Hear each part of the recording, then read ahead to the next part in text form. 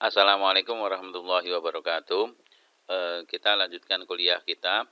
Pada sesi kali ini, saya akan membahas tentang strategi lokasi. Setelah sebelumnya bicara tentang strategi proses, eh, kualitas, kemudian strategi desain, kemudian proses. Nah, sekarang kita bicara tentang lokasi. Di antaranya juga kita sudah bicara tentang bagaimana mengelola kualitas. Kita bicara strategi lokasi itu tujuan besarnya adalah bagaimana kita bisa memaksimalkan benefit itu ya, manfaat, keuntungan gitu ya, atas dasar lokasi yang kita pilih gitu. Sehingga salah satu yang kita pertimbangkan adalah bahwa karena lokasi itu bisa menentukan biaya tetap ya, maupun biaya variabel yang kita keluarkan ya. Lokasi-lokasi tertentu itu membutuhkan biaya tetap yang kecil tetapi biaya variabelnya besar. Lokasi yang lainnya lagi biaya tetapnya besar tapi biaya variabelnya kecil. Sebagai contoh misalnya kalau Anda memilih lokasi yang jauh dari pusat keramaian ya, pusat kota begitu, mungkin biaya tetapnya untuk lahan dan sebagainya itu lebih murah gitu kan. Tetapi Anda perlu biaya transportasi, mengirim bahan, mendatangkan bahan, transportasinya itu yang variabel ya, berapa kali Anda mengirim, itu jadi besar. Atau sebaliknya, Anda buat lokasi produksi di dekat pelabuhan misalnya, transportasinya ya berapa kali per hari itu kecil mungkin ya, tetapi biaya untuk pengadaan lahan di situ tentunya sangat mahal, sehingga biaya tetapnya itu sangat besar. Jadi keputusan yang berhubungan dengan strategi lokasi itu seringkali jarang dilakukan, padahal ini pentingnya.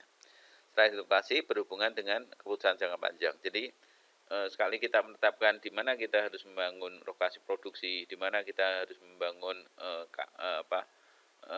sebuah universitas ya, pusat kota atau pinggir kota, di mana kita mau mendirikan kafe, lokasi mana yang paling pas itu, yaitu adalah sebenarnya keputusan jangka panjang ya. Apalagi itu bukan statusnya sewa tapi hak kepemilikan tetap ya, atau hak milik gitu.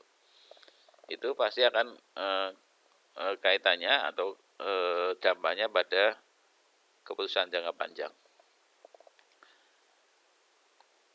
Ketika lokasi sudah ditetapkan, maka segala sesuatu yang berhubungan dengan sumber daya dan biaya sulit sekali untuk diubah. Ya, jadi kalau sudah kita tetapkan, kita bangun pabrik di mana misalnya di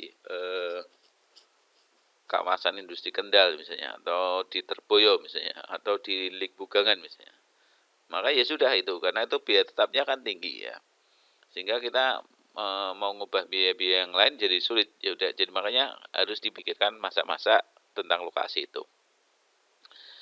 Strategi lokasi ini punya pengaruh terhadap proses dan departemen pemasaran ya, pengaruhnya besar ya. Kemudian terhadap SDM juga ya, karena kebutuhan SDM itu di lokasi satu dengan lokasi yang lain itu beda-beda. Kadang-kadang kita memerlukan SDM yang mempunyai keterampilan atau keahlian khusus, dan kadang-kadang kita memerlukan SDM yang penting biayanya murah. Karena keterampilan yang dibutuhkan itu tidak istimewa, keterampilan biasa saja, misalnya lulusan SMP pun bisa misalnya. Jadi itu tergantung ya, pemasaran juga sama, memasarkan yang jauh, yang dekat dengan area produksi ya, misalnya memasarkan jasa, Anda buka salon misalnya seperti itu penting dekat dengan lokasi. Tapi memasarkan produk-produk dasar misalnya logam begitu, industri logam, industri baja begitu, multiplex, bot, itu kan tidak harus dekat dengan pusat kota ya, lokasi pabriknya boleh jauh itu, yang penting murah tempatnya. Berhubungan dengan akuntansi keuangan, operasi dan operasi internasional, kalau itu berhubungan dengan strategi di lingkungan global. Keputusan lokasi ya, yang pertama adalah apa yang kita pertimbangkan kalau kita memilih lokasi, khususnya dari sisi negara mana yang mau kita pilih. Jadi kita ya country decision, keputusan negara mana yang mau kita pilih untuk mendirikan lokasi produksi, apakah di Indonesia, apakah di Yaman, apakah di Sudan, apakah di Jepang, di Korea, atau di Jerman, atau di Belgia gitu kan. Nah itu ada banyak yang kita pertimbangkan.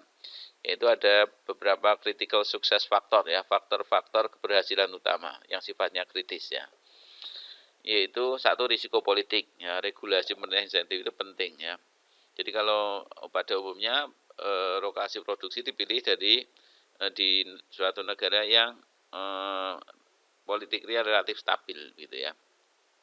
Kemudian isu budaya dan ekonomi, lokasi pasar, kemampuan sikap produktivitas tenaga kerjanya, biaya tenaga kerjanya murah atau mahal. Kadang-kadang kan produktivitasnya tinggi tapi biasanya biayanya juga mahal. Tapi ada juga loh yang negara yang produktivitasnya tinggi tetapi biayanya relatif murah dan kita sulit bersaing sama negara itu. Kalau Anda tahu itu namanya negaranya Vietnam, ya produktivitasnya tinggi, biaya tenaga kerjanya murah. Ada juga wilayah yang SDM-nya unggul, ya sangat unggul, cerdas-cerdas itu, keterampilan teknologinya tinggi dan biayanya murah. Kita sulit untuk bersaing dengan negara itu. Negara mana itu? India. Ya, India itu SDM teknologinya di atas rata-rata, tetapi biayanya murah. Kemudian kemampuan untuk bersikap, produktivitas, biaya tenaga kerja sudah ya, ketersediaan pasokan, komunikasi dan energi lainnya. Kalau yang begini tentang sumber daya itu mungkin Indonesia unggul. Makanya Indonesia dijadikan incaran banyak negara karena sumber daya ininya relatif besar. Sumber daya energinya sebenarnya masih cukup banyak. Kemudian yang terakhir nilai tukar atau risiko terhadap mata uang. Jadi kestabilan nilai tukar itu juga penting ya, karena untuk perdagangan internasional. Ini kalau kita memilih dari sisi negara mana yang mau kita pilih gitu ya. Kemudian kalau negara sudah diputuskan, maka wilayahnya atau katakanlah kalau di Indonesia provinsi mana ya. Provinsi atau regional mana di mana kita akan mendirikan lokasi produksi. Nah, ini tentu sesuai dengan keinginan pelanggan, mau mendirikan di Jawa Tengah, mau mendirikan di Jambi atau mendirikan di Sulawesi Selatan atau di Maluku, itu terserah kita sebenarnya ya. Tetapi ada beberapa faktor juga ya, itu tentang seberapa atraktifnya wilayah itu ya, termasuk infrastruktur. Ya, infrastruktur itu makanya banyak perusahaan mengincar di Pulau Jawa karena infrastrukturnya itu paling bagus dibandingkan provinsi-provinsi atau wilayah lain di Indonesia. Infrastruktur, kemudian ketersediaan biaya dan sikap tenaga kerja ya, tenaga kerja itu penting gitu ya.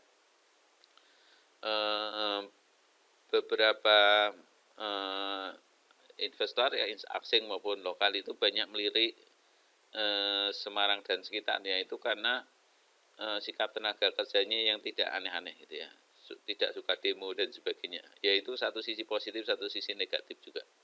Tetapi dari kacamata pemilik modal yang ingin menanamkan usaha di sini itu positif ya. Jadi orangnya anteng-anteng, manut-manut gitu ya, primordialitasnya itu rendah. Beda dengan Surabaya itu, Solo itu juga sangat mudah tersulut begitu ya. Kalau di sini cuek ya, tidak peduli gitu. Nah, itu bagi mereka senang ya, kerja ya kerja aja gitu ya. Jadi daya kritisnya rendah, itu mereka senang.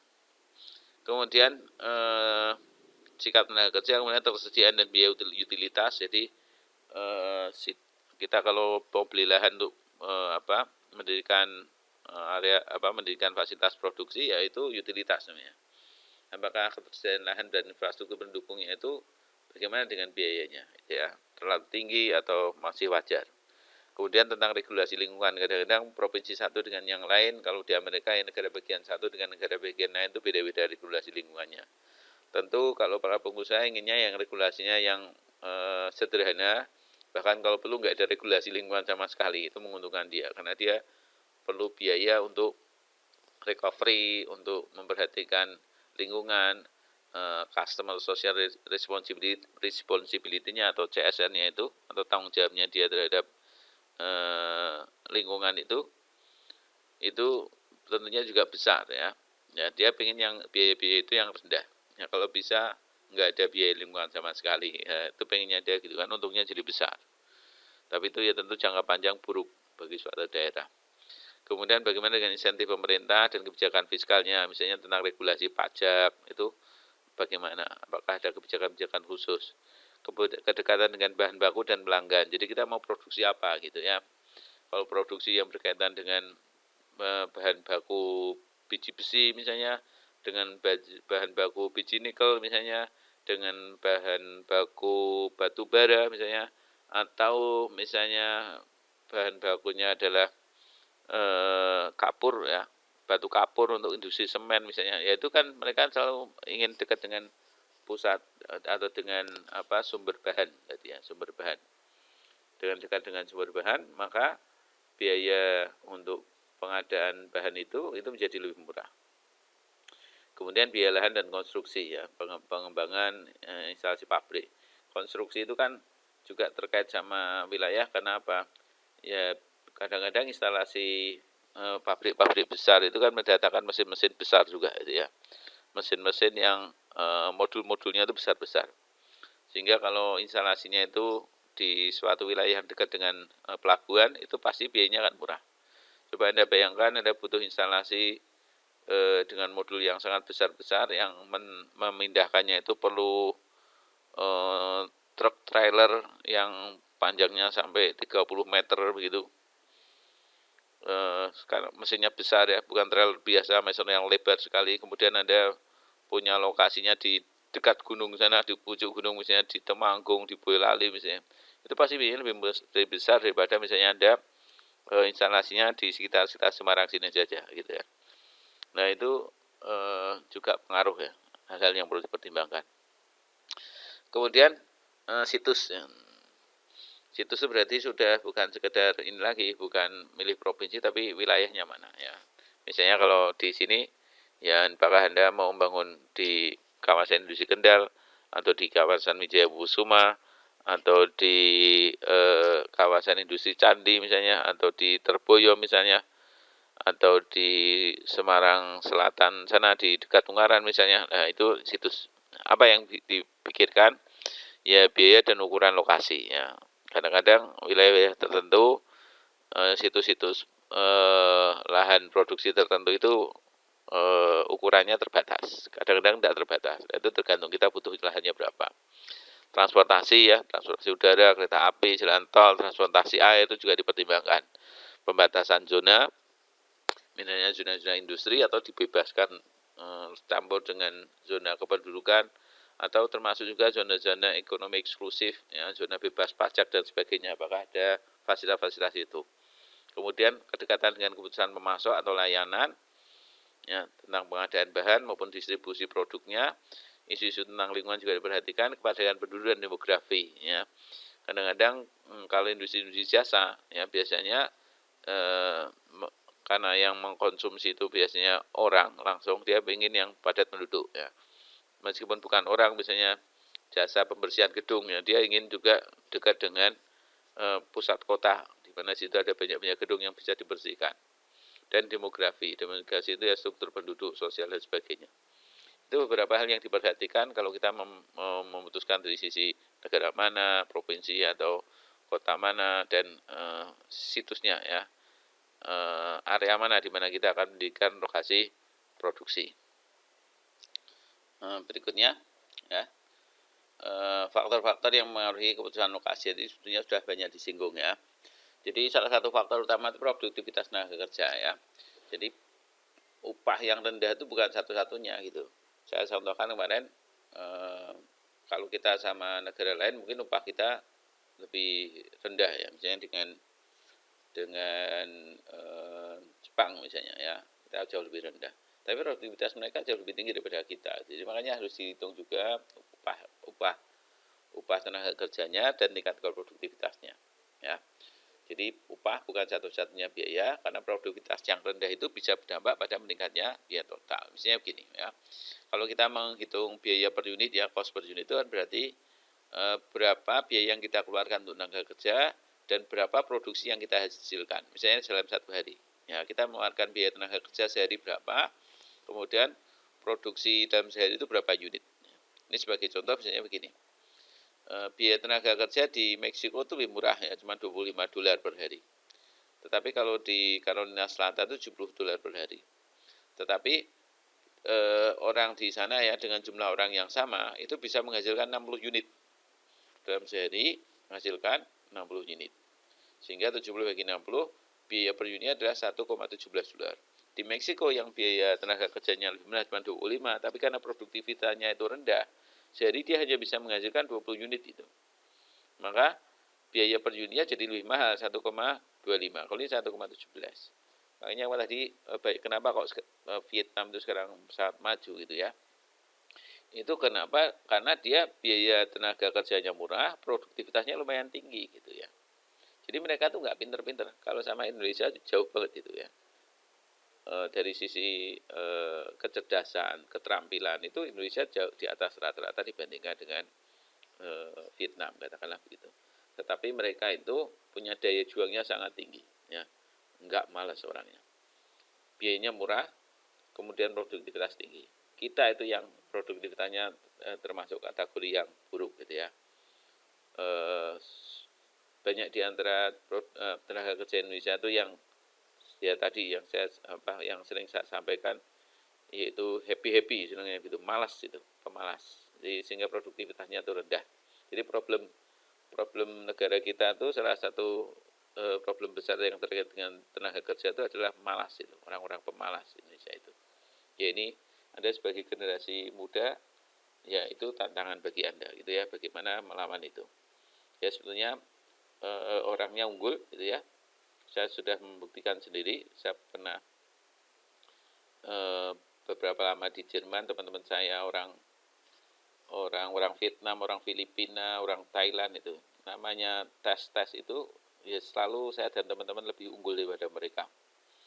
Ketika mereka belajar kita masih santai, nonton TV, masak-masak dan sebagainya. Tapi kalau tes kita masih lebih baik. Nah, dari situ kelihatan sekali begitu ada pengumuman kapan tes mau dilakukan, mereka daya juangnya sangat tinggi sekali, beda sama kita. Nah, coba seandainya kita tuh sudah pinter-pinter, kemudian daya juangnya juga tinggi, maka negara-negara Barat, Jepang, kemudian Korea yakin bisa dikalahkan. Jadi kita problem besarnya itu memang malas itu. Sebetulnya pinter-pinter. Nah, cerdas, punya keterampilan tinggi, tapi malasnya itu di atas rata-rata. Itu problem kita. Oke, faktor lain adalah nilai tukar ya, kurs dan risikonya. Ya, dapat mengaruhi struktur biaya secara signifikan, jelas lah ya. Jadi kalau fluktuasi nilai tukar rupiah terhadap dolar itu tinggi sekali ya, itu resikonya juga tinggi. Makanya ini ada yang namanya hedging. Hedging itu lindung nilai. Lindung nilai itu dipatok dengan kurs tertentu. Ya, kadang-kadang di waktu-waktu tertentu ketika krisis itu, ya, itu kan volatilitasnya tinggi. Ya, naik turunnya rupiah terhadap dolar itu tinggi sekali. Makanya kalau untuk dunia bisnis ya itu tidak baik gitu. Dia melakukan lindung nilai atau hedging. Hedging nilai tukar ya, hedging nilai tukar itu berarti dipatok dengan nilai tertentu, itu disepakati bersama. Kemudian ada yang namanya juga operasional hedging, lindung nilai operasional, yaitu situasi di mana perusahaan memiliki kelebihan kapasitas di banyak negara dan kemudian menggeser tingkat produksi dari suatu lokasi ke negara lain yang nilai tukarnya berubah. Jadi kalau cabang produksinya banyak, misalnya Toyota itu kan industrinya di mana-mana gitu. Ketika di sini tidak beres, ya kemudian kapasitas produksinya dilimpahkan negara lain ya yang nilai tukarnya lebih stabil. Demikian juga ketika di negara lain itu tidak stabil atau anjlok begitu, kemudian dipindahkan ke Indonesia yang lebih murah misalnya terhadap dolarnya maupun maupun kestabilan nilai tukarnya tadi. Kemudian biaya-biaya ada yang sifatnya tangible itu artinya nampak berwujud ya, misalnya biaya-biaya yang mudah diukur seperti utilitas itu berarti fasilitas pabrik gitu ya, bangunan, mesin dan lain-lain ya, itu namanya utilitas. Kemudian ada tenaga kerja, materialnya atau bahan baku, pajak, depresiasi itu penyusutan nilai itu adalah biaya-biaya yang nampak. Ada juga biaya yang tidak tampak atau intangible dan itu lebih sulit diukur seperti kualitas pendidikannya bagaimana, fasilitas transportasi publiknya bagaimana. Transportasi publik Indonesia relatif tidak begitu baik dibandingkan negara-negara maju. Dibandingkan Eropa itu semuanya sangat maju ya, sangat teratur sekali ya. Anda mau pergi jam berapa, kemana begitu, itu Anda bisa memperkirakan saya harus datang ke halte itu jam berapa. Karena jam sekian dia bilang jam 10 lebih 15 menit, betul-betul jam 10 15 menit persis bisnya datang. Ketika di situ dikatakan perjalanan membutuhkan waktu 35 menit, ya 35 menit persis ya, kurang lebihnya akan sampai ke sana, yaitu mereka. Kita belum bisa sampai ke sana. Ya, fasilitas transportasi publik, sikap masyarakat terhadap industri bagaimana, gitu kan? Kualitas dan sikap calon karyawan. Ya, jadi tadi calon karyawan itu penting, produktivitas, malas atau enggak, mudah diatur atau enggak. Kalau industri ya maunya ya begitu, yang mudah diatur, yang pinter-pinter, yang rajin-rajin gitu kan. Ya itu normal aja sih. Kemudian kualitas hidup di situ bagaimana, seperti adanya iklim, ada klub-klub olahraga, dan lain-lain gitu ya. Faktor lainnya adalah ditukar risiko politik ya, nilai dan budaya. Bagaimana sikap pemerintah pusat, sikap pemerintah daerah yang mungkin berubah-ubah. Kadang-kadang kan ada pemerintah yang regulasinya itu bagus, kemudian diterapkan dengan bagus. Ada regulasi bagus tapi mencela-mencela ya. Tebang pilih tidak diterapkan dengan tegas, kemudian tidak kadang-kadang standar ganda begitu. Kemudian kalau yang terhadap perusahaan ini dia lebih fleksibel, kemudian perusahaan yang lebih ketat, jadi nggak jelas ya pelaksanaan kepastian hukumnya itu nggak jelas. Ada yang begitu. Indonesia termasuk yang menurut saya masih seperti itu ya. Kepastian hukumnya ada jelas, tapi penerapannya itu yang masih tanda tanya besar. Sikap pemerintah pusat dan daerah mungkin berbeda terhadap kepentingan pribadi ya, kepentingan pribadi terhadap kepentingan intelektual, penetapan wilayah, polusi, stabilitas tenaga kerja dan lain-lain ya. Ada yang bagus, ada yang kadang-kadang bagus, kadang-kadang jelek ya. Ada yang konstan begitu bagus terus, ada yang jelek terus ya, macam-macam. Kemudian sikap pekerja terhadap turnover itu keluar masuk itu ya, bosenan dan sebagainya. Serikat pekerjanya bagaimana? Kuat, lemah, kalau lemah industri senang ya. Kalau kuat ya sebetulnya yang baik itu, yang sehat itu kuat itu, karena tenaga kerja itu bukan budak, bukan pesuruh, tapi dia sebetulnya partner ya, partner sehingga harus dihargai ya, diajak ngomong. Yang penting tidak anarkis gitu ya, ada saluran komunikasi. Nah itu yang bagus begitu ya, ada saluran komunikasi untuk mendialogkan apa yang diinginkan, apa yang diharapkan, dan apa yang kedua belah pihak ya, pihak perusahaan maupun pihak pekerja bagaimana. Kemudian kultur global yang berbeda mengenai ketepatan waktu ya. Jadi suka molor ya. Kuliah jam 7, masuknya jam 7.45 misalnya ya. Jadi ketepatan waktu itu pentingnya. Itu salah satu indikator dari produktivitas tenaga kerja. Kemudian masalah hukum, isu-isu etik ya, suap korupsi. Indonesia masih tinggi masalah suap dan korupsi. Aturannya jelas tapi tidak ditaati dengan baik ya. Jadi suap dan korupsi itu oleh dunia luar sana, pihak asing menilai kita masih banyak aspek ini. Jadi kalau perusahaan-perusahaan profesional nggak senang, tapi kalau perusahaan tidak profesional dia senang ini. Artinya dia ada peluang untuk melancarkan usahanya yang tidak sesuai dengan ketentuan yang berlaku. Misalnya dia harus melakukan recovery lahan karena dia perusahaan pertambangan misalnya. Dengan suap dengan yang biayanya lebih kecil daripada dia mengeluarkan biaya untuk recovery lahan begitu, ya dia milih suap. Kalau ada suap, dia lebih senang ada suap, ada korupsi begitu. Nah itu penting juga. Tapi perusahaan-perusahaan profesional dia tidak suka. Dia menetapkan standar kayu, kualitas, kekeringan dan sebagainya, ya dia harus seperti itu. Lobster, benih lobster, ya itu kalau yang profesional tidak mau tuh impor benih lobster atau ekspor benih lobster ya, karena ada isu suap dan sebagainya, itu bisa saja terjadi seperti itu, dan masih banyak lagi ya. Indonesia masih berkutat dengan itu. Jadi sekali lagi adalah ini masalah attitude, sikap, etika kita sebagai orang Indonesia ya. Sebetulnya potensinya besar, sumber dayanya potensinya besar, manusianya juga pinter-pinter, cerdas-cerdas begitu, tetapi sikapnya itu yang buruk ya. Ya mungkin ada dampaknya dengan kita dijajah terlalu lama begitu. Tetapi kan harusnya sudah move on gitu ya. Bagaimana kita menjadi orang-orang yang masing-masing profesional. Ya. mengejar kepentingan bersama begitu. Jadi ini menjadi tantangan sendiri bagi manajer operasi ya untuk membangun rantai pasok yang lintas budaya ya, karena kalau Anda punya pabrik di banyak negara dengan budaya yang berbeda-beda begitu kan jadi pusing gitu kan. Makanya ini tantangan sendiri apakah bisa nih mengatur ritme produksi, mengatur ritme distribusi antara negara satu dengan negara yang lain dalam dalam satu induk perusahaan yang sama, tetapi dijalankan oleh orang-orang yang berlatar belakang budaya yang berbeda-beda. Ya, itu kadang-kadang pusing juga itu. Ya. Oke, kedekatan dengan pasar tentu juga faktor yang penting ya untuk usaha, terutama jasa. Ya. Sistem JIT, just in time ala Jepang itu atau biaya transformasi yang tinggi membuat kedekatan terhadap pasar menjadi sangat penting bagi perusahaan manufaktur. Jasa sudah jelas ya, Anda jualan jasa potong rambut, salon, kemudian jasa laundry misalnya begitu, warung makan, tapi jauh dari pasar ya pasti tidak akan sustain berlanjut. Manufaktur tertentu juga penting ya. Kalau manufaktur dasar mungkin tidak. Misalnya tadi yang saya sampaikan industri manufaktur kayak lempengan baja begitu kan, atau besi beton gitu ya.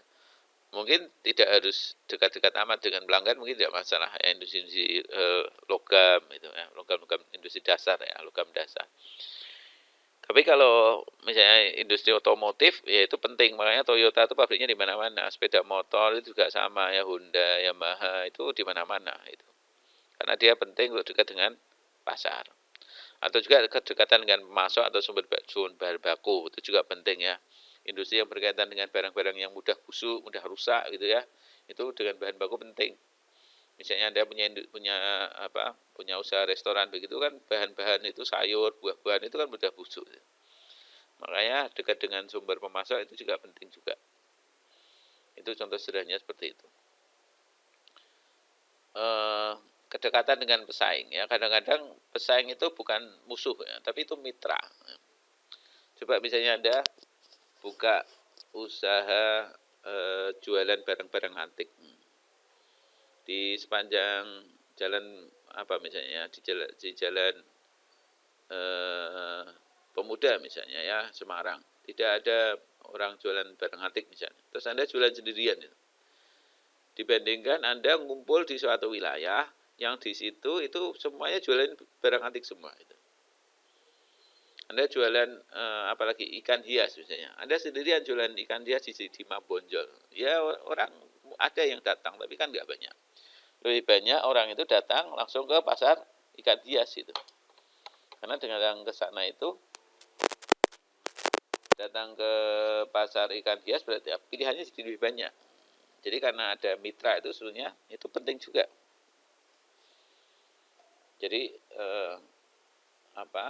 pesaing itu nggak berarti musuh ya, seringkali dia mitra. Kalau industri-industri yang sejenis itu berkumpul itu istilahnya kadang-kadang disebut sebagai klaster. Tapi sebetulnya kalau industri yang sama berkumpul itu kalau di Indonesia itu istilahnya bukan klaster tapi sentra ya. Sentra industri itu berarti ya ada yang menyebut klaster, ada yang menyebut sentra. Klaster sebenarnya kita pakai sumber daya utama di suatu wilayah. Misalnya gini, klaster industri rotan. Industri rotan ya berarti dekat ke sumber bahan baku rotan misalnya. Klaster industri mebel ya, di Jepara sana misalnya tahunan. Ya sebenarnya meskipun bahan bakunya tidak dekat-dekat situ amat, tapi ya karena itu dekat dengan area keahlian. Ya. Sumber daya kondisi, sumber daya lain, informasi, modal, sumber daya bakat keahlian. Ini kalau mebel Jepara itu yang keahliannya. Karena keahlian di sana itu ngumpul di sana, maka banyak industri mebel di sana. Batik juga sama keahliannya di mana di Pekalongan misalnya, di Lawean Solo misalnya. Nah, itu karena keahlian di situ, ya mereka ngumpul industri batik di situ ya. Tetapi gini, ada istilah klaster yang khusus itu adalah suatu wilayah ya, di situ ada banyak industri tapi industrinya itu saling melengkapi gitu. Ya misalnya ada di Sukoharjo itu ada industri, ada klaster rotan, Trangsan ya, Trangsan. gatak terangsang. Itu ya ada yang usahanya jadi pemasok bahan baku, ada yang pengolah rotan dasarnya, ada yang membuat mebelnya, ada yang bagian finishingnya, ada perusahaan transportasi, ada perbankan, jadi saling dukung-mendukung gitu. Mengumpul di satu wilayah namanya klaster. Jadi klaster itu ada yang pengertiannya adalah industri sejenis, tetapi tidak harus sama. Jadi tidak harus mebel saja, tetapi yang saling mendukung dengan industri mebel atau industri batik. Jadi ada yang membuat batiknya, di situ ada industri yang pemasok untuk bahan kainnya itu, ada industri malam untuk batiknya, ada peralatan batiknya, macam-macam, ada transportasinya. Nah, itu jadi satu, membentuk klaster. Kadang-kadang klaster itu yang penting asal industri sama kumpul, ya sama-sama batiknya, sama-sama industri mebelnya, ya berarti itu klaster. Ya, kadang-kadang itu disebut sentra. Ya, apapun istilahnya lah ya. Yang penting itu kelompok-kelompok industri itu namanya klaster atau kadang disebut sentra. Sentra itu kadang-kadang tidak harus sejenis. Jadi kalau sejumlah industri ngumpul di satu wilayah industri, ya lingkungan industri, ya itu kadang disebut sentra. Jadi sebetulnya itu lebih tepatnya lingkungan industri. Di Semarang itu ada namanya LIK, lingkungan industri kecil Bugangan itu. Jadi industri berbagai macam itu ngumpul jadi satu di situ. Itu lingkungan industri. Tapi kalau sentra itu biasanya ya yang sama. Sentra bandeng presto, sentra tempe, sentra industri jajanan, sentra pengrajin tahu, sentra apalagi lumpia misalnya, nah, itu sentra. Tapi kalau klaster itu ada industrinya bisa beda-beda, tapi mendukung satu jenis industri yang sama. Ya kayak tadi saya contohkan batik, ada yang membuat batiknya, ya pengrajin batiknya, ada yang packagingnya, ya kemasannya, ada yang industri malam untuk membuat batiknya, ada industri pemasok bahan kainnya, dan macam-macam. Nah itu ngumpul di satu namanya klaster. Itu klaster yang secara umum pengertiannya begitu. Ini beberapa contoh klaster industri di Amerika ya, pembuatan wine, ya, minuman wine itu, anggur, kemudian industri software, kemudian industri mobil balap ya, industri wine atau anggur itu ada di Napa Valley Amerika ya. Kenapa? Ya dia dekat dengan sumber daya alamnya. Ya anggur di sana banyak. Industri software itu ada di Silicon Valley, di Boston sama di Bangalore India. Tadi saya sampaikan Bangalore India itu pusat teknologi tinggi. Ya, Microsoft itu salah satu sentra industrinya ada di Bangalore India. Orangnya pinter-pinter, cerdas-cerdas, kemampuan teknologinya di atas rata-rata, tapi biayanya murah. Bangalore. Sumber daya bertalenta. Kalau di Indonesia berarti kalau yang ini ya dekat dengan sumber daya alam, misalnya semen itu di Rembang sana ya, di pegunungan Kas apa tuh Kendeng ya, pegunungan Kendeng. Kemudian yang dekat dengan dekat dengan bakat misalnya batik sama mebel Jepara tadi ya, ini talenta ya, teknik informasi.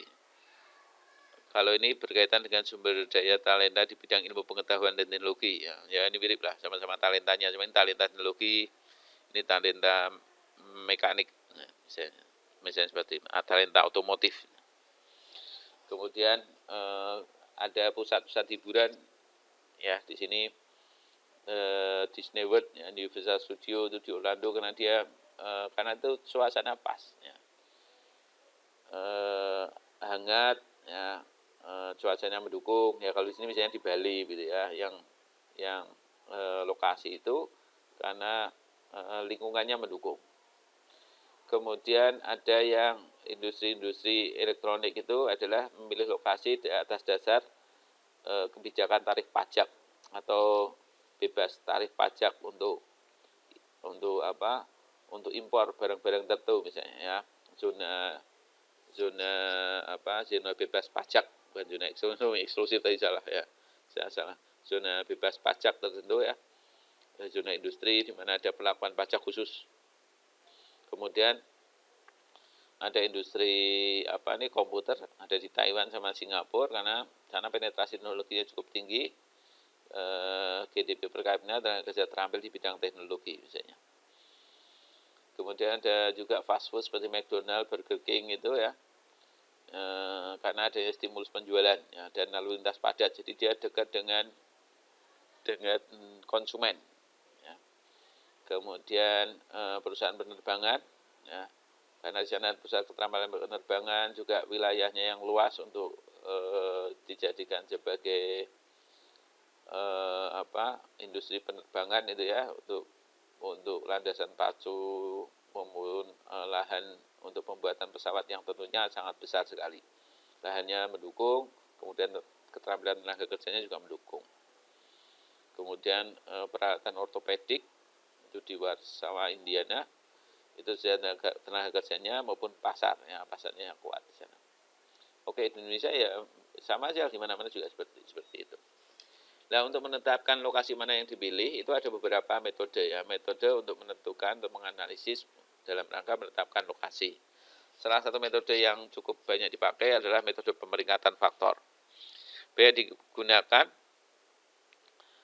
karena dapat melibatkan berbagai macam faktor dalam analisis ya, disebut juga sebagai metode pembobotan skor atau weighted score. Langkahnya ini ya, buat daftar faktor-faktor yang relevan atau critical success factor, dibobot dan seterusnya. Nanti dibaca sendiri, kita prakteknya aja. Contohnya begini, kita akan memilih negara mana di mana kita akan membangun lokasi produksi, apakah di Perancis ataukah di Denmark. Apakah critical success factor ya, faktor-faktor keberhasilan sifatnya kritis yang kita pertimbangkan. Yang pertama adalah tenaga kerja, baik ketersediaannya maupun sikapnya. Kemudian faktor rasio orang dibandingkan mobil. Jadi orang dibandingkan mobil itu adalah misalnya rasio 1:1 berarti setiap satu orang punya satu mobil gitu ya. Kalau 0,5 berarti tiap 2 orang itu ada satu mobil gitu. Nah, semakin tinggi rasionya berarti satu, kemampuan atau daya belinya juga besar, yang kemudian biasanya itu menggambarkan infrastrukturnya.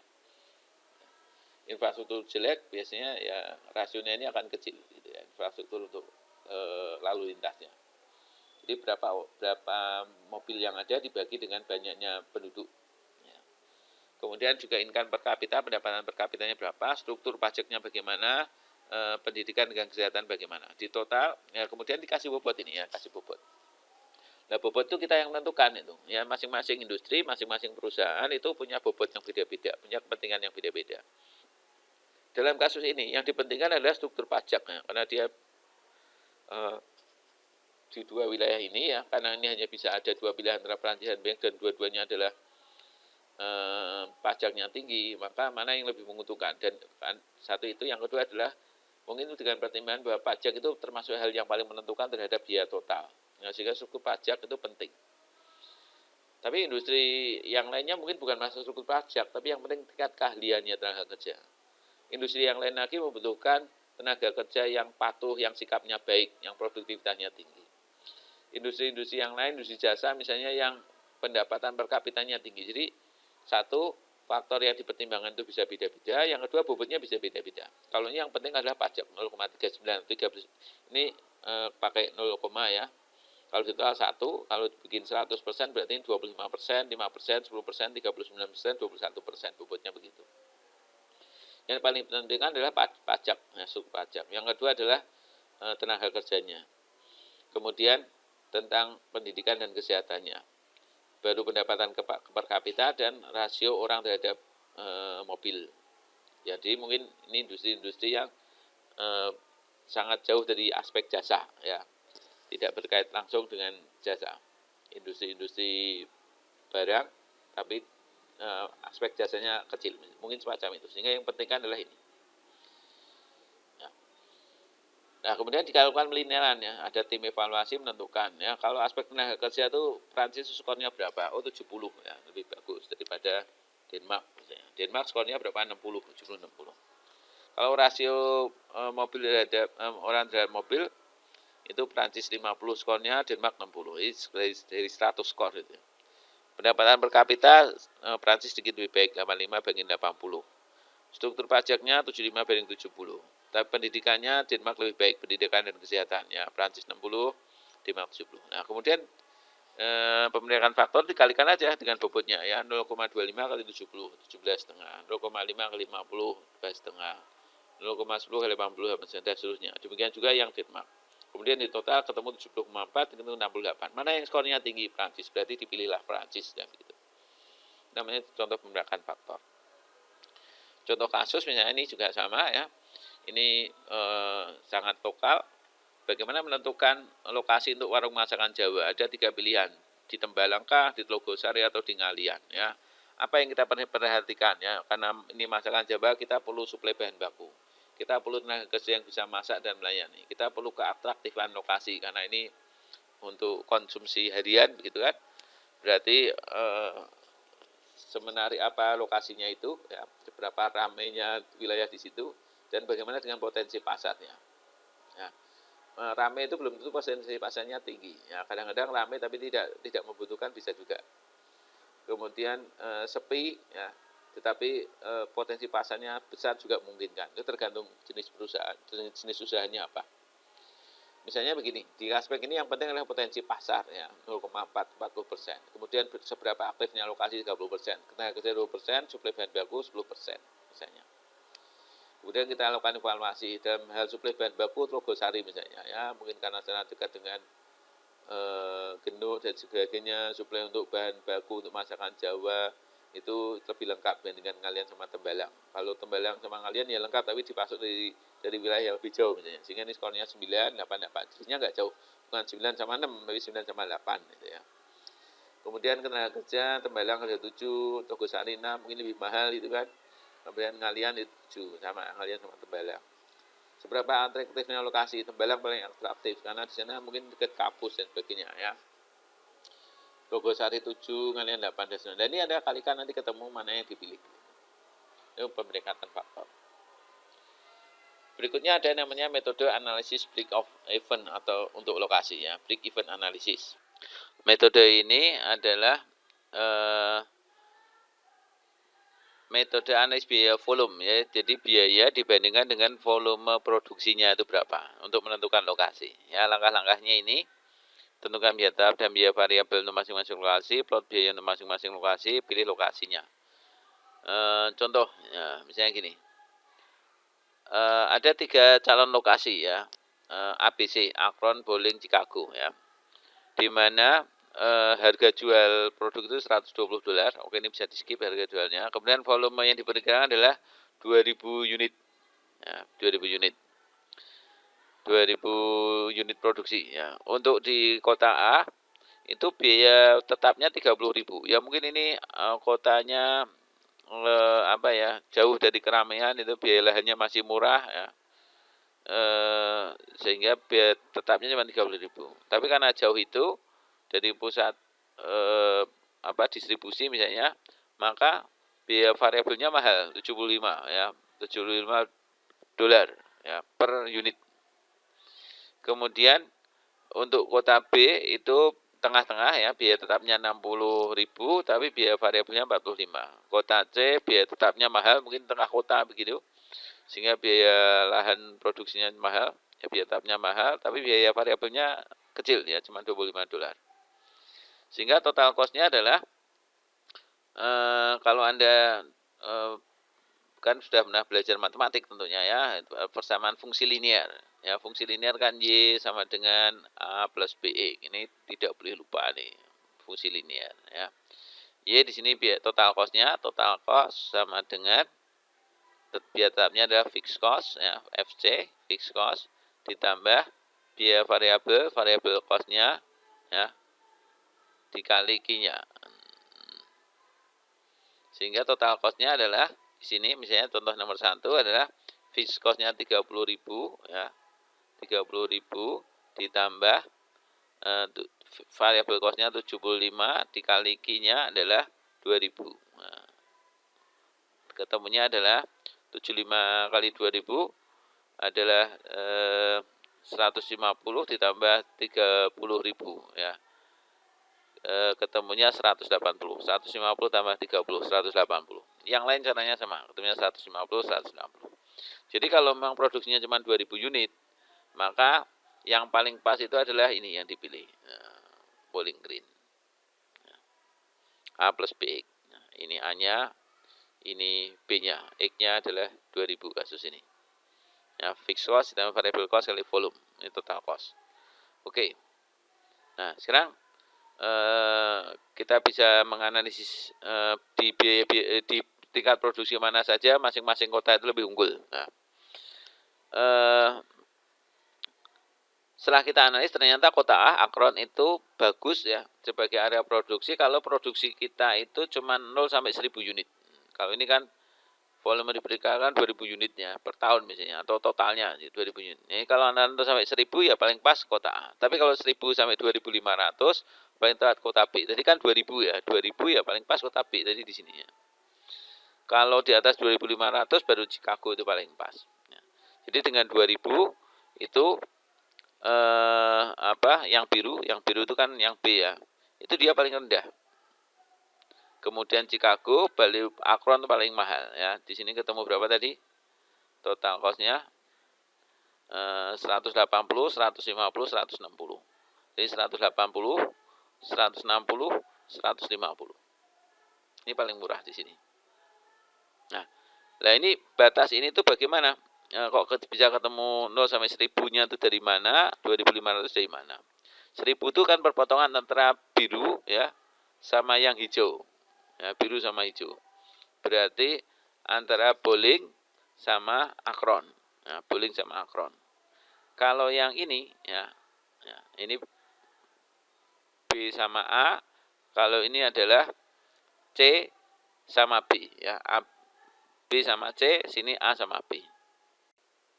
Jadi ini kenapa ketemunya adalah perpotongan antara A dan B itu adalah 1000. Kan A itu kan persamaannya gini nih, yang A ya. Mana A? Ya ini A ya. A itu kan persamaannya adalah total cost itu ya, TC-nya sama dengan yang ini ya. 30.000 ya, 30.000 ditambah variable cost-nya 75 kali Q gitu ya. Ini yang A. Yang B ya. Ini kan antara A sama B ya. Pertama kenapa ketemunya 1000. Yang B itu persamaannya adalah total cost sama dengan berapa nih? 60.000 ya. Ditambah 45 Q. Namanya titik potong ini ya. Ini berpotong antara biru sama hijau itu kan berarti kondisi di mana total cost-nya itu sama. Ini total cost-nya kan di sini. Total cost-nya sama. Berarti total cost-nya yang A dan total cost-nya yang B itu sama. Berarti dia berpotongan. Sehingga di sini total cost ini sama total cost ini sama. Berarti persamaan 1 sama dengan persamaan 2. Jadi 30.000 ditambah 75 Q ya, 75 Q sama dengan 60.000 ditambah 45 Q kan itu. Gitu. Oke, 75-nya pindah ke sini berarti 75 Q ya, dikurangi 45 Q gitu. 45 pindah di sini ya, sama dengan ini 60.000 dikurangi 30.000-nya pindah sini jadi min 30.000 kan itu. 75 kurangi 45 berapa? 30 ya, 30 Q berarti 30 Q sama dengan 60.000 kurangi 30.000 berarti 30.000 kan itu. Jadi Q-nya ketemu berapa? 30.000 bagi 30 ya berarti Q-nya ketemunya 1000. Jadi pada saat Q-nya sama dengan 1000 itu total cost-nya sama. Nah, total cost-nya sama. Berapa total cost-nya? Masukkan aja ke sini ya. Q-nya 1000 berapa? Dimasukkan ke sini ya bisa, masukkan ke sini ketemunya masih sama ya. Kalau Q-nya 1000 berarti 75 kali 1000 berapa? 75.000. 75.000 ditambah 30.000 berarti 105.000. Masukkan ke sini juga ketemunya 105.000, 45.000 ditambah 60.000, 105.000 juga. Kayak gitu. Nah, ini kenapa kok di sini ketemunya 2.500, Anda bisa cari sendiri ya. Sekarang contoh.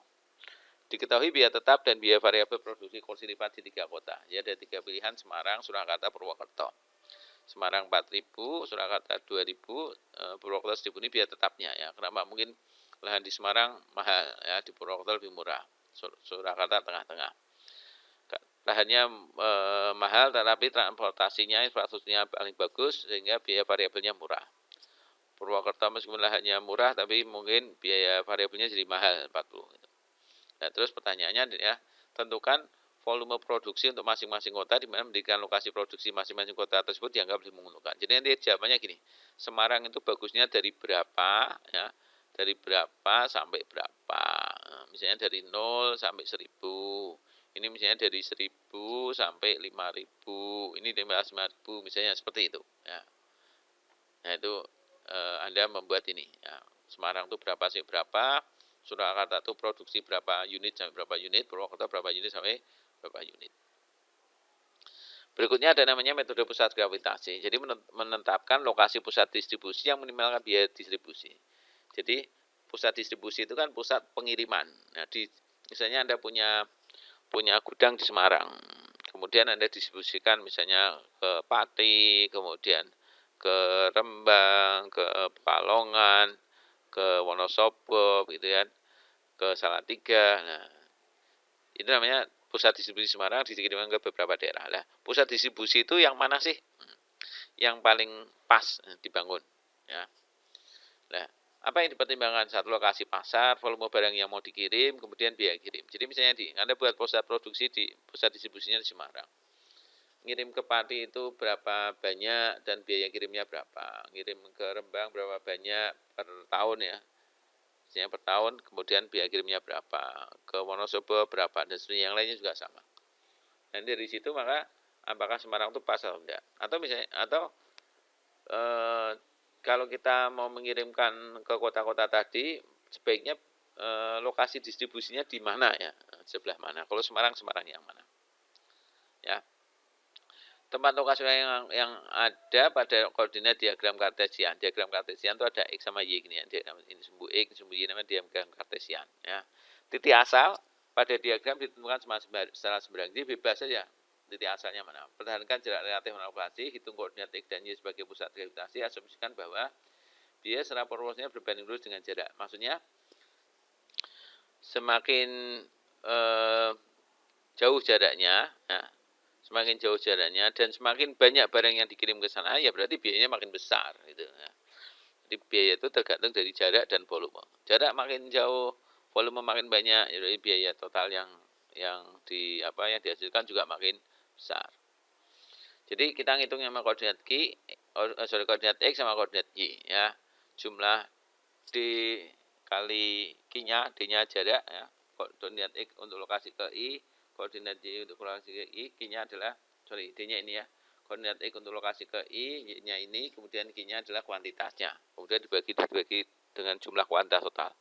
Oke, Anda tidak perlu memperhatikan ini, yang kita prakteknya jauh lebih mudah. Contoh begini. Kita akan mengirim barang ya, itu ke Kendal, Purwodadi, Pati sama Temanggung. Nah, kemudian kita tentukan dulu ya koordinat masing-masing. Nah, koordinatnya berapa sih Kendal, berapa Pati, itu sebenarnya sembarang, tergantung titik asalnya. Misalnya kita ambil titik asalnya ini, ya, ini titik asal. Ini 0,0-nya di sini. 0,0 di sini berarti katakanlah Kendal itu koordinatnya adalah 30,120 ya, X-nya 30, ini X-nya, Y-nya 120. Temanggung X-nya 40, Y-nya 40 ya, X-nya 40, Y-nya 40 juga. Jadi titik asalnya bebas. Kalau misalnya titik asalnya kita geser ke sini misalnya ya, kita geser ke sini, ini mungkin 10, sininya adalah 100, 10,100 ya enggak apa-apa. Jadi bebas, titik asalnya bebas. Ini 0,0-nya mana itu bebas. Nah, kemudian kita hitung aja. Ini jaraknya berapa, tingginya berapa. Nah, ini koordinatnya ini. Jadi titik asal ini X-nya berapa, Y-nya berapa. Yang Purwodadi sama, kesininya berapa, ototnya 90, tingginya berapa, tingginya 110 misalnya. Ya, misalnya seperti itu. Jadi bebas, yang penting kita tentukan ini dulu, kemudian jaraknya baru kita hitung. Nah, terus setelah koordinatnya kita tetapkan, Kemudian ini ke Kendal yang 30 koordinatnya 30,120 per ini sekian, itu jumlah kontainer terkirim per bulannya 2000 unit ke Kendal. Ke Purwodadi 1000 unit, ke Pati 1000 unit, ke Temanggung 2000 unit. Nah, di mana seharusnya kita menetapkan lokasi distribusi? Ya, caranya gini, hitung koordinat koordinat Y. Cara ngitung koordinat gimana? Nih, X-nya toh. X-nya itu berarti yang ini kan X semua nih. Ini X ya, depan-depan tuh X, yang belakang tuh Y. 30 kali 2000 ini 30 ini kali 2000 ditambah ini 90 kali 1000 ya, 90 kali 1000 ditambah 130 kali 1000 ditambah 40 kali 2000 ya, 130 kali 1000 40 kali 2000. Terus kemudian dibagi totalnya ini ya, ini di jumlah total ya. Di total berapa nih? 6000 dibagi 6000 ketemu 75 koordinatnya. X-nya 75. Y-nya berapa? Y-nya tinggal yang belakang 120 dikali 2000 ini 110 dikali 1000 ini, kemudian 130 kali 1000 ini 40 kali 2000 ketemunya ini, dibagi totalnya 2000 tambah 1000 tambah 1000 tambah 2000 tadi totalnya sama ya 6000 ketemunya 108,33. Jadi koordinat yang paling pas untuk membangun lokasi distribusi adalah X-nya 75, Y-nya 108,33 ya, koordinatnya adalah 75 ya, koma berapa? 108 ya, 108,33. Nah, di sini di berapa nih? 75 itu berarti kira-kira di sini ya. 108,33 itu berarti kira-kira di sini. Nah, ini kira-kira di sini berarti ketemunya. Nah, ini paling pas buat pusat distribusi, ya, pusat pengiriman barang. Nah, ini ya. 75 kali 108,33. Oke, ya. Dengan cara yang sama, ada soal begini, akan tentukan lokasi pusat layanan sebuah perusahaan. Diperkirakan jumlah perjalanan dari pusat layanan ke Bandung adalah 24 kali setahun. Nah, ke Semarang 40 kali setahun, ke Surabaya 36 kali setahun. Nah, ini petanya peta real ini ya. Terus tentukan di mana ya harusnya dibuat pusat distribusi tadi ya, pusat layanan. Pusat layanannya itu harusnya di mana? Pusat distribusi. Jadi ini ada kota Bandung di sini ya, ada kota Bandung, kemudian ada Bandung ya, kemudian ada kota Semarang dan kota Surabaya. Pertama Anda tentukan koordinat komando secara sembarang. Jadi misalnya Anda buat diagram kartesian begini, boleh ya, kemudian tarik garis begini. Oke. Dan ini Anda senti ini aja. Dari sini berapa senti? Oh ini 2 cm. Ini berapa senti? 4 cm. Berarti Bandung koordinatnya 2,4. Misal. Tapi Anda senti ini benar ya. Anda bikin ini dulu sembarang, kemudian baru di senti ini. Ya, ininya sembarang. Diagramnya ini sembarang. Kemudian ini Semarang berapa nih? Nah, ini X-nya berapa, Y-nya berapa. Surabaya X-nya berapa, Y-nya berapa. Nanti dengan cara yang tadi ya, bobotnya ini yang dipakai 24, 40 sama 36, nanti ketemu. Nah, misalnya ketemunya nanti ketemunya di Klaten misalnya, atau ketemunya di Madiun. Nah, nanti Anda besarkan aja petanya, ini pusatnya di sini. Itu ya cara mengerjakan gitu. Cara lain menggunakan model transportasi. Jadi model transportasi itu salah satu kasus khusus di pemrograman linear ya. Itu bisa pakai model transportasi itu ya. Ada metode Vogel, ada Northwest Corner, ada FAM ya. FAM itu Vogel Approximation Method ya. Ada beberapa metode transportasi. Anda pelajari nanti kalau belajar di praktek manajemen operasi itu dipelajari itu metode transportasi. Menetapkan jumlah yang harus dikirim dari sejumlah lokasi pengiriman ke sejumlah lokasi permintaan. Ya. Solusi yang diperoleh akan meminimalkan biaya produksi dan biaya kirim secara total. Metode transportasi begitu. Oke, ini ada ilustrasi tentang distribusi Volkswagen ya, mobil VW. Itu pusatnya di Cottbus, saya pernah ke sana. Di Jerman yang dulu termasuk wilayah Jerman Timur ya, dekat Polandia. Bagaimana distribusinya dia ke seluruh dunia ya. Volkswagen, produsen mobil terbesar ketiga di dunia, diuntungkan dengan lokasi pabriknya di seluruh dunia. Di pusatnya di sini, di Jerman sini, tetapi dia punya banyak lokasi pabrik, ya, ada 61 pabrik di Eropa dan 9 negara di Amerika, Asia dan Afrika. Kenapa begitu? Ya itu ada sudah dihitung sama dia, itu yang paling menguntungkan seperti itu. Ya, masalah pasar, masalah sumber bahan baku, masalah tenaga kerja, kepastian hukum dan lain-lain, ya, budaya dan lain-lain. Untuk strategi lokasi industri jasa itu pada prinsipnya dia dekat dengan pelanggan, ya. Ada 8 aspek yang paling menentukan volume penjualan dan pendapatan usaha di bidang jasa. Yang pertama, daya beli di area yang menjadi cakupan pelanggan, ya. Anda buka kafe di mana, ya daya beli di situ bagaimana. Kesesuaian layanan dan citra terhadap demografi dan area cakupan. Artinya gini, citra perusahaan usaha Anda yang kafe itu apakah cocok dengan gaya mahasiswa, ya berarti Anda di sekitar kampus mestinya, ataukah Anda cocok dengan pekerja eksekutif muda misalnya, atau pensiunan misalnya, atau rakyat pada umumnya, ya kaum proletar misalnya, ya itu kafenya di mana, ya dekat dengan mereka misalnya. Kemudian kita perhatikan juga persaingan di area yang sama begitu, kualitas kompetisinya seperti apa, kemudian lokasi perusahaan dan lokasi yang pesaingnya bagaimana, kualitas secara fisik baik fasilitas maupun bisnis sekitarnya, jadi lingkungan, jalan, landscape wilayah dan lain-lain, ya, landscape area situ, kebijakan operasi kita dan kualitas manajemen kita, itu aspek yang menentukan. Kalau kita bandingkan lokasi untuk produksi jasa dibandingkan produksi barang, ya, ini jasa usaha retail, ya, termasuk semacam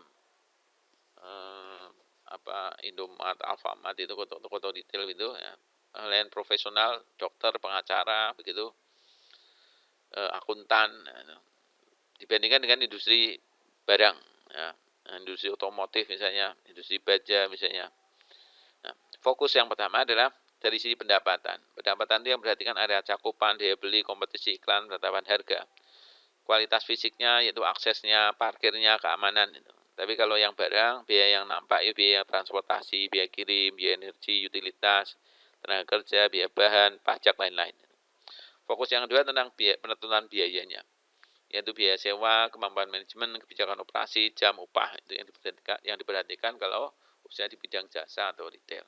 Tapi kalau barang, ya biaya yang tidak nampak, misalnya attitude, sikapnya bekerja, kualitas hidup, pendidikan, kesehatan, biaya pendidikan, kualitas pemerintahan, yaitu yang penting untuk barang. Teknik analisis yang biasa dipakai, ya, untuk penetapan lokasi. Kalau usaha jasa atau retail profesional itu adalah model regresi, model peringkat faktor yang tadi kita pelajari, analisis demografik, analis daya beli, metode pusat gravitasi tadi juga, sama GIS, Geographical Information System. Kalau barang itu model transportasi, ya itu dipelajari di mata kuliah praktek manajemen operasi, metode peringkat faktor tadi sudah, analis biaya volume tadi sudah ada crossover chart, ya, analisis titik potong. Asumsi-asumsi yang dipakai, ya, kalau jasa, lokasi adalah penentu utama pendapatan, ya. Masalah interaksi pelanggan yang tinggi sangat penting, ya, karena jasa, ya, harus dekat dengan pelanggan. Biaya relatif konstan untuk area tertentu, jadi biayanya itu tidak banyak berubah selama wilayahnya kurang lebihnya sama. Fungsi pendapatan itu sangat penting. Tapi kalau barang, lokasi adalah penentu biaya. Jadi kalau ini penentu pendapatan, ya, jadi bedanya besar di sini, ya. Kalau jasa itu lokasi menentukan pendapatan, tapi kalau barang itu lokasi menentukan biaya yang harus dikeluarkan. Sebagian besar biaya utama dapat diidentifikasi untuk setiap situs, ya.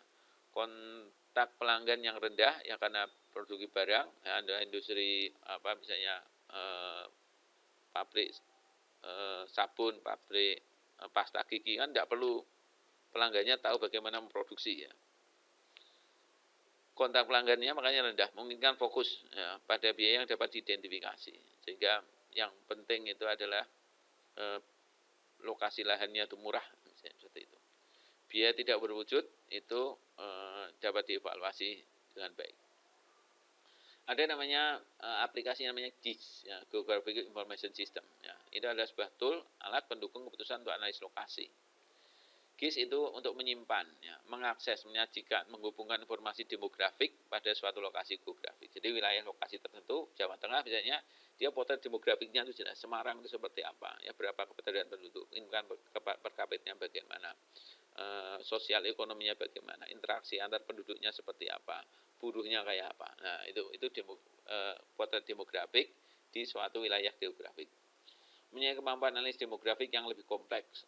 Logis, ya. Tersedia basis data meliputi data sensus detail berdasarkan blok. Jadi wilayah mana yang padat, mana yang longgar, mana wilayah bisnis, mana wilayah industri, ya.